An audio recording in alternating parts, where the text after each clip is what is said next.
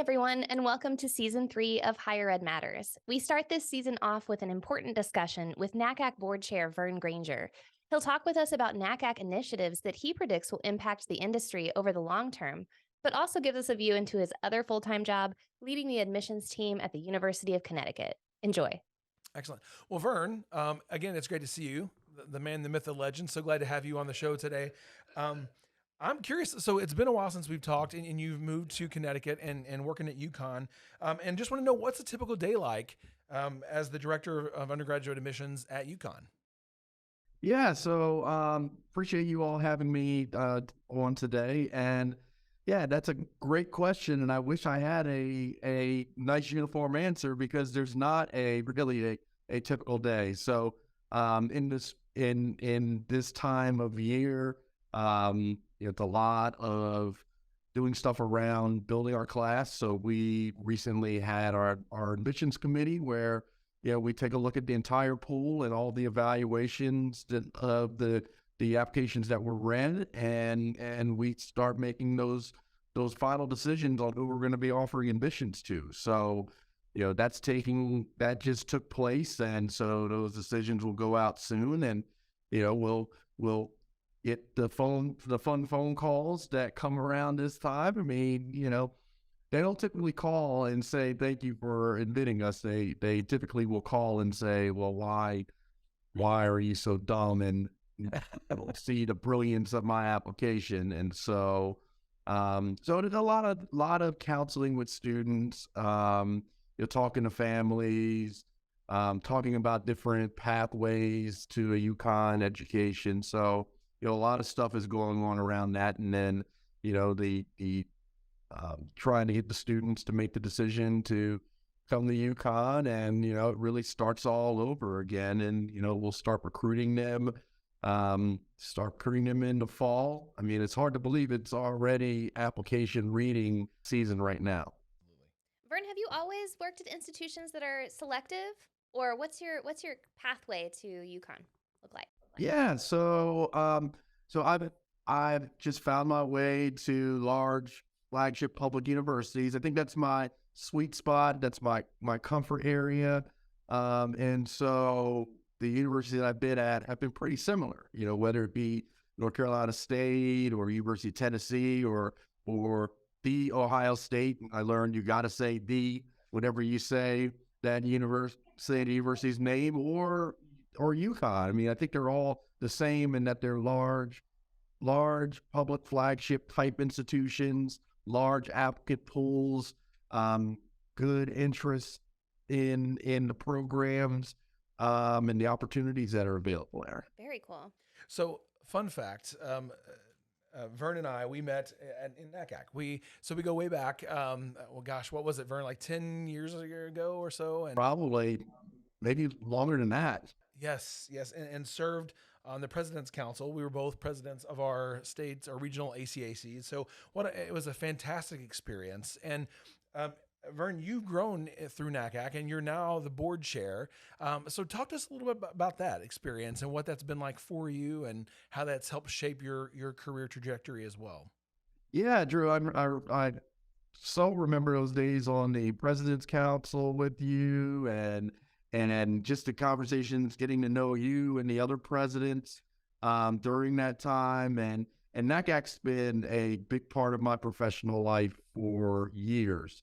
It's something that's helped me grow as an individual, as a professional. The network that I've been able to build, the educational opportunities. And so it's been very important to me and very important to a lot of other folks. And so, this opportunity to getting elected by your peers. I mean, there's no better honor, I think, than to get that recognition and to be elected.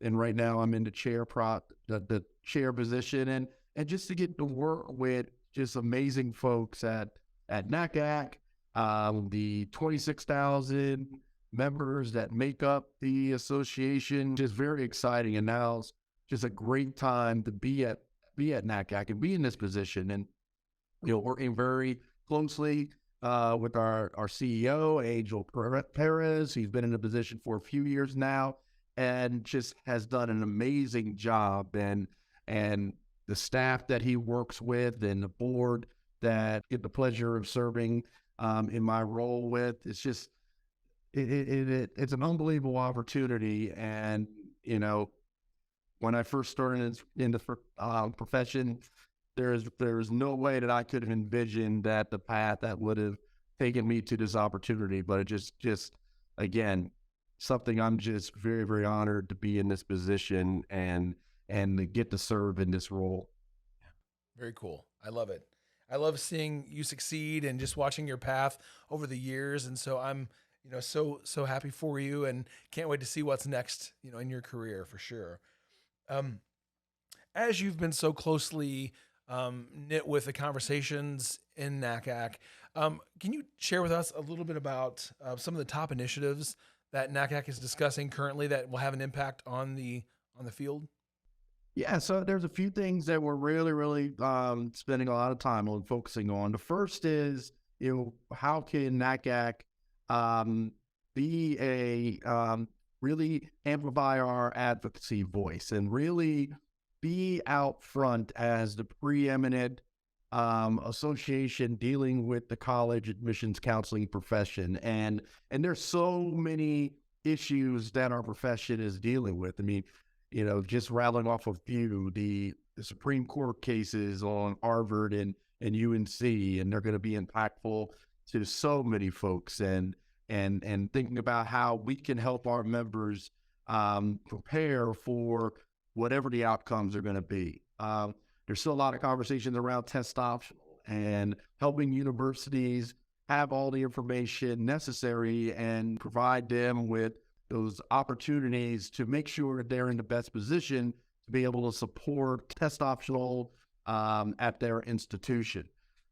This is not just unique to the college admissions counseling profession, but we know that the Great Resignation has impacted all professions all throughout society, and our profession is no different. And so, how are we putting out front those issues of mental health,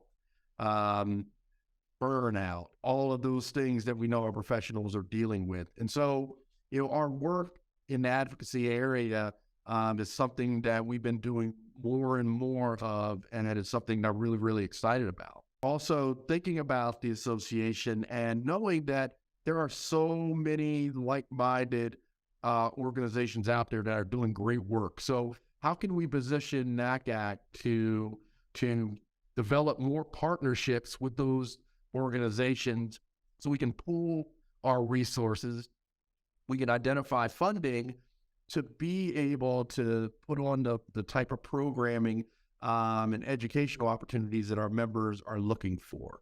Most folks who are familiar with NACAC know about our annual conference that takes place in September. Great opportunity, one of the largest gatherings in our entire profession when we come together. And so what we're trying to do is make sure that NACAC is a 365 days a year association and not just that week of the annual conference. And so thinking about those types of things, whether it be partnerships, whether it be advocacy, whether it be helping develop our professionals, those are some of the big things I would say that I would identify are the things that I'm thinking of and our board is thinking of and the staff at NACAC are thinking about. Awesome. Nice. You mentioned, two industry phenomenon that sort of got propelled forward in the pandemic, right? So test optional admissions definitely was a thing before, but suddenly became much more widespread in the pandemic, and of course the Great Resignation. From your position in enrollment management and admissions approach, how has the pandemic kind of impacted you?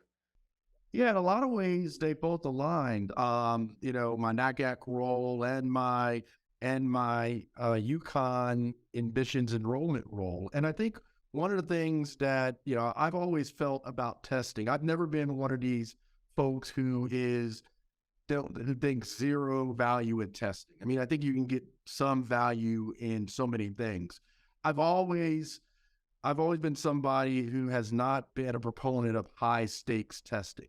And that's in a lot of ways what the SAT and the ACT became. It became the end all be all. It drove every decision at a lot of institutions. And so I think one of the benefits that's come out of the test optional movement is that it has made universities practice much more fidelity to holistic review.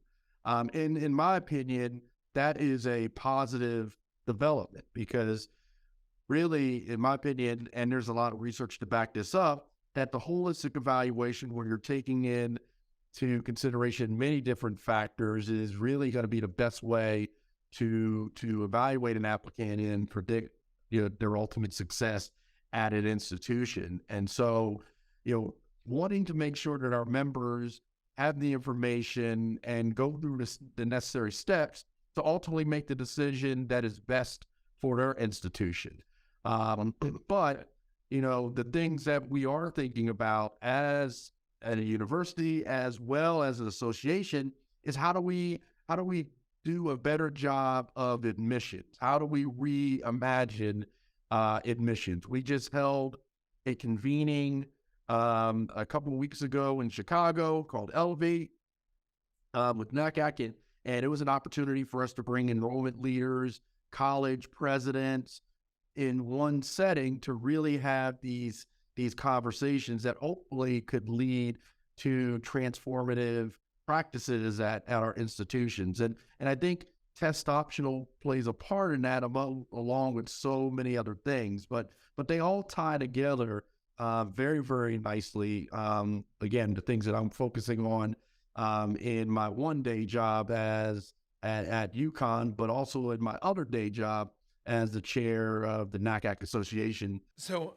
Vern, earlier you were talking a little bit about the initiatives that NACAC is providing, and especially when it comes to DE&I and race-conscious admissions policies continue to be a topic of conversation and in the courts and around the nation. So, can you give us a little bit more insight about those initiatives from NACAC and maybe what we can be looking for in the future?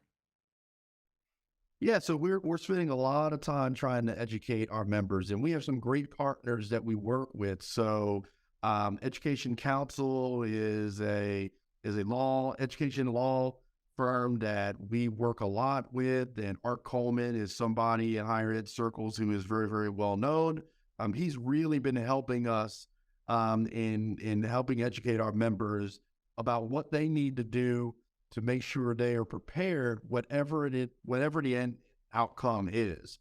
And so we've hosted a number of informational webinars that are hopefully helping our members put themselves in the best position to be prepared for the decisions.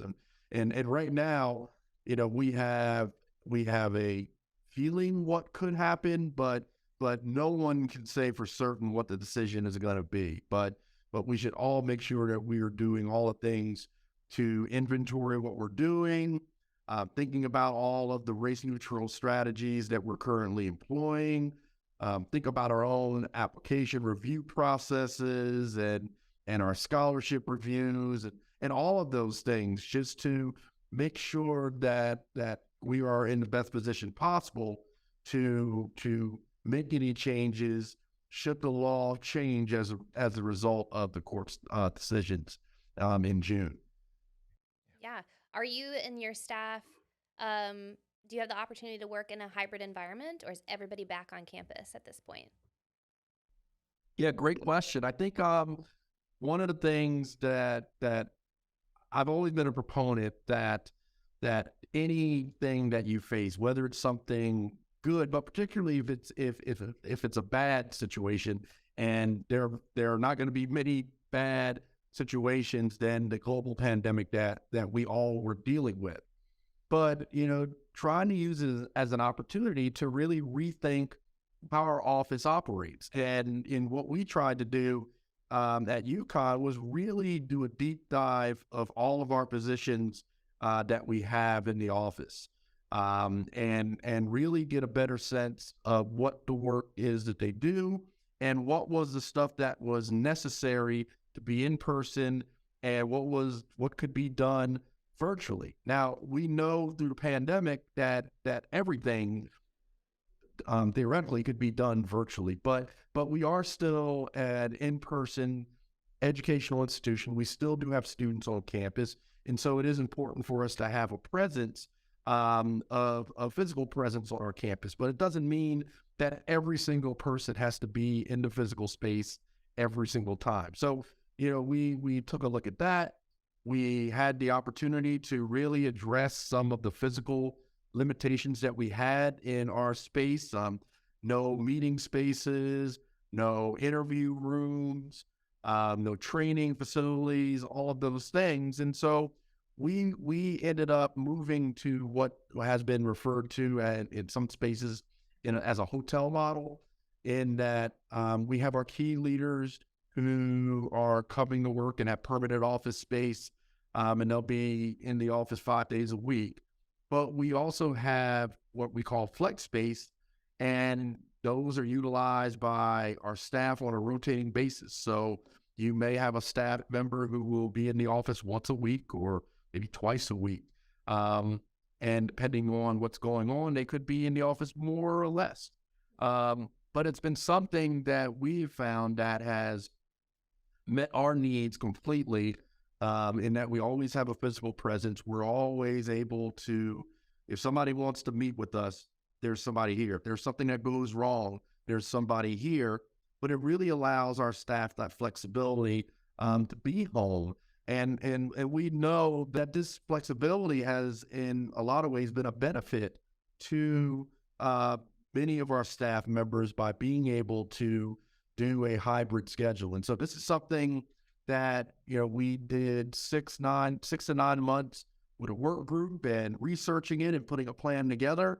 And it's been very, very successful for us. And it's something that we plan on continuing in the foreseeable future. That's awesome. Awesome. Yeah.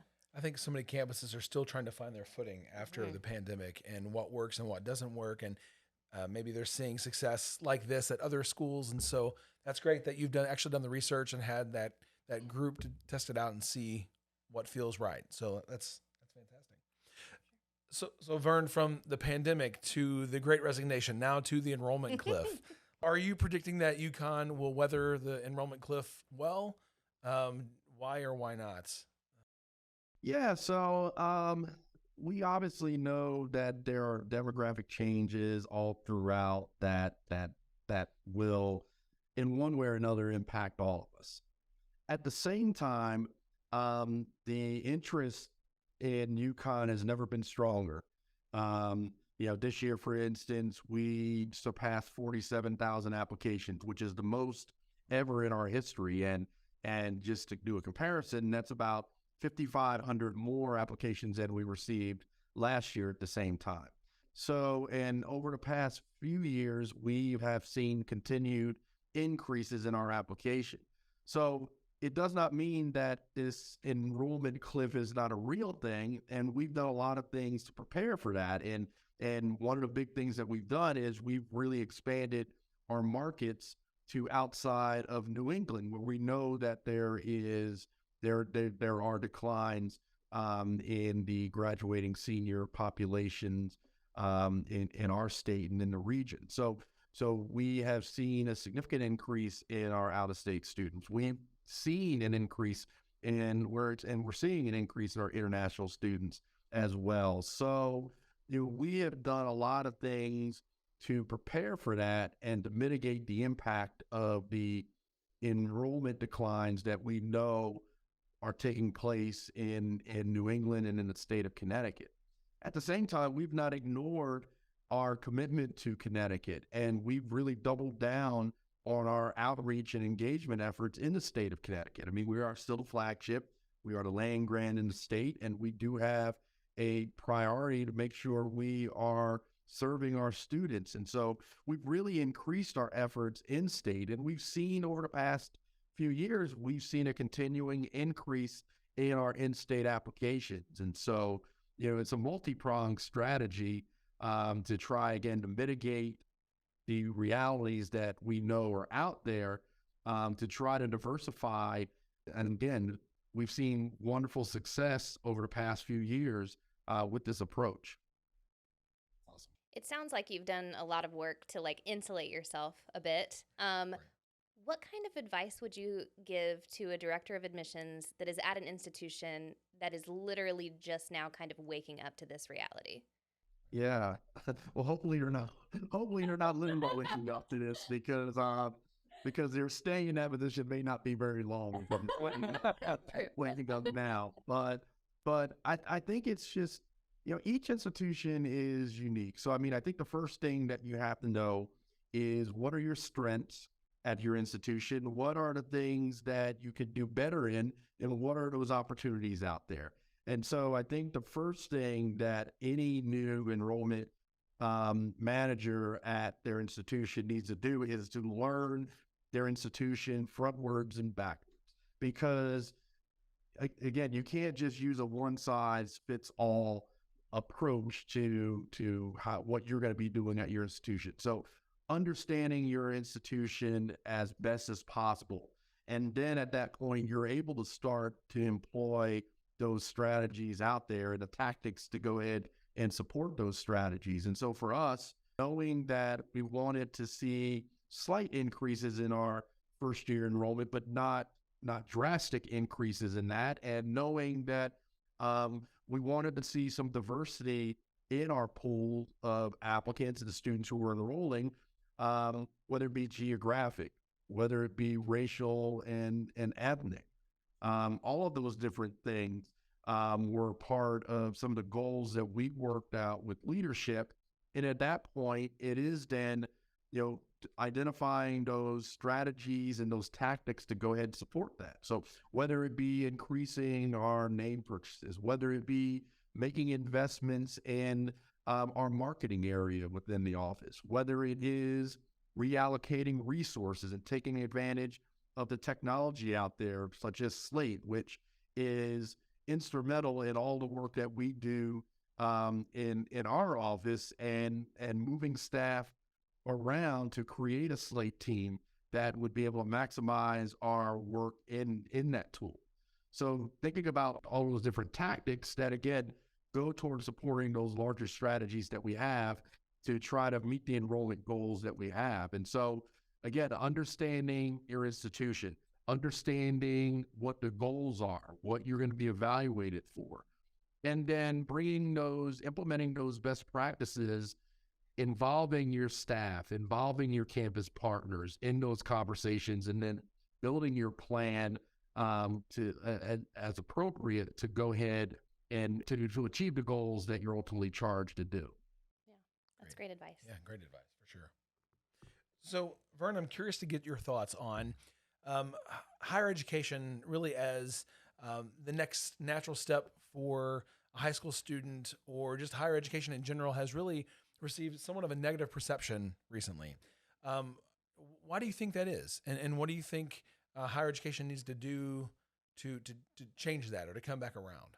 Yeah, great question. I mean, I think we in higher education, I think we have to accept some of the blame for that. And one of the things that we don't do as good a job in is transparency and letting students know, just looking at the admissions process, what is the admissions process? What are the things that we are looking at as an institution? Why are we looking at these things as we're evaluating applicants and those type of things?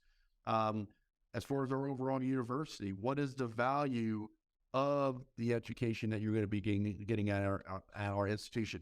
What are the experiences that we're going to be able to offer you to be able to get that? Why is the university education going to be the best way for you to achieve these goals that you have short-term and long-term in your life? And so I think the first thing we need to do is a better job of telling our story. And that sounds like an obvious thing, but it is something that many of us have not done as good a job in. And I raise my hand on that because, again, I'm always thinking about what are the things that I can do better with, and as far as telling our story, and making sure that others better understand that. And so we all should take responsibility in that and think about how we can do a better job of doing that. I mean, the research is very, very clear that the 4-year degree, 2-year degree, whatever post-secondary education opportunities that you choose to partake in are going to be some of the best ways to position you for success in life. And I'm not just talking about from a job standpoint or an income standpoint. You're going to be better critical thinkers. You're going to be able to work with others, and particularly the changing workforce, the more diverse workforce that we're all dealing with. And so there's still great value in the university education. And I think we just need to focus on immediately is how do we better tell our story as far as what we offer at our institution and why that is going to position you for success and help you achieve some of the goals that you have in life.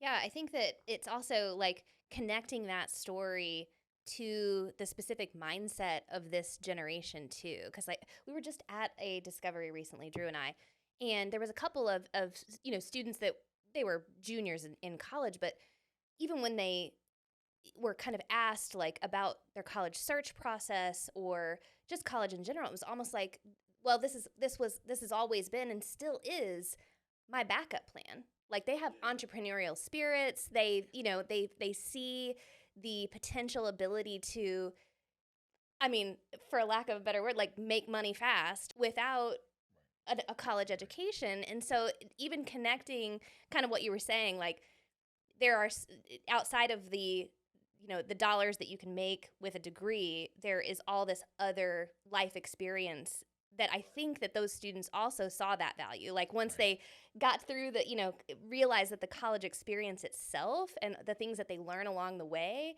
and like are almost able to almost like trial life, like where there's a safety net, right? Like where they're working through being an adult and living with other people and being in this new, different environment without their parents, but they still felt supported, still felt like they could lean on someone, right? When something didn't go well, which you don't necessarily get at 19 if you just go out there, right?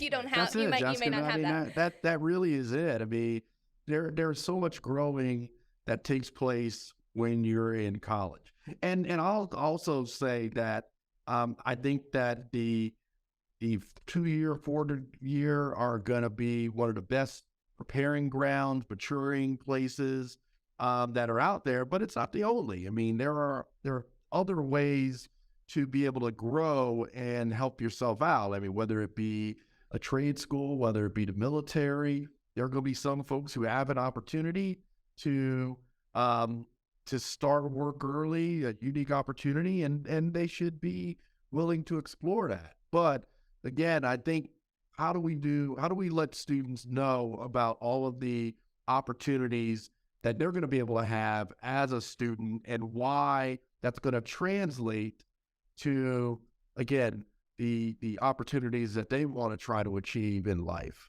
And, I would say as admissions professionals, we're a little, I don't know, biased, I would say, because we had such, at least for me, I'm speaking on my behalf, but I had such an amazing college experience that I never wanted to leave. That's what got me into higher education and student affairs, and I wanted to be a part of that. And when I worked on a college campus, bringing in a new class of students every year kept me feeling young and vibrant and just excited because I could live vicariously through them, right? And so I want that for everybody, but I know college is not the right fit for everyone, or traditional college, I should say. So again, as admissions professionals, we get it. We're preaching to the choir, and we're very biased by that. But just because we've seen the success that it breeds, and so we want that for everyone. Yeah, that's it. And I'm the same way, Drew. I mean, my university experience was amazing, and it helped me grow in ways that I never could have imagined. And it made me really look at myself and think about the ways that I needed to grow as an individual. I mean, thankfully, who I am right now is a lot different than who I was as an 18, 19, 20-year-old. And a lot of that comes through your experiences as a college student. And again, the people that you get to meet and the connections that you get to make, and all of those things have played a role in my development and countless other students who had the opportunity to go through the post-secondary university experience, post-secondary educational experience in this country. Thank you all so much for tuning into this episode of Higher Ed Matters. We hope that you enjoyed this conversation with Vern Granger on the state of college admissions and can take some information back with you to campus. As mentioned at the top of the show, we are so excited to bring you some amazing guests this season, so stay tuned for more and take care.